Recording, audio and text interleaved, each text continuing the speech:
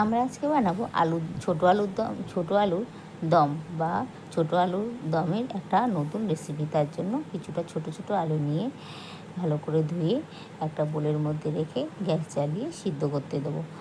সিদ্ধ হয়ে গেলে খোসাগুলোকে ছাড়িয়ে নেব পরিষ্কার করে।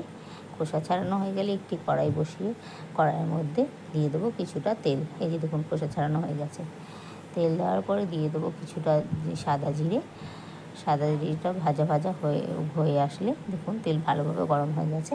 তারপরে একটু চারিদিকে তেলটাকে ছড়িয়ে নিয়ে সেদ্ধ করে ছাড়িয়ে রাখা আলুগুলোকে এর মধ্যে দিয়ে হালকা করে ভেজে তুলে নেব। হালকা করে ভেজে তুলে নেওয়ার পরে আমরা একটা মশলা বানিয়ে নেব। মশলার মধ্যে থাকছে এই যে আমাদের ভাজা হয়ে গেছে। এবার আস্তে আস্তে আলুগুলোকে তুলে নেব। বেশি ভাজার দরকার নেই, যেহেতু আমরা আগেই সিদ্ধ করে রেখেছি। একটু নাড়িয়ে চাড়িয়ে ভাজতে হবে, না হলে নিচে লেগে যেতে পারে। দেখুন হালকা লাল লাল হয়ে গেছে, এবার তুলে নেব।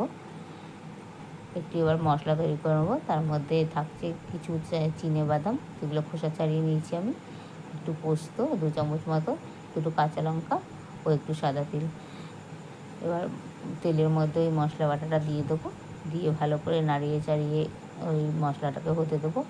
এর মধ্যে দিয়েছি, ওইটা স্কিপ হয়ে গেছে আমার, ওর মধ্যে দিয়েছি অল্প একটু হলুদ গুঁড়ো, নুন ও লঙ্কা গুঁড়ো, একটু জিরে গুঁড়োও দিয়েছি। ভালো করে নাড়িয়ে চাড়িয়ে পুরো মশলাটা যখন টেনে আসবে, এই যে আমার ভিডিওতে যেমন দেখাচ্ছি এরকম হয়ে আসবে, তখন এর মধ্যে দিয়ে দেবো ভেজে রাখা আলুগুলো। আলু দিয়ে আবার ভালো করে একটু নেড়ে চেড়ে 2-3 মিনিট মতো কষিয়ে নেব। কষানো হয়ে গেছে দেখুন সুন্দরভাবে। এরপরে দিয়ে দেবো এর মধ্যে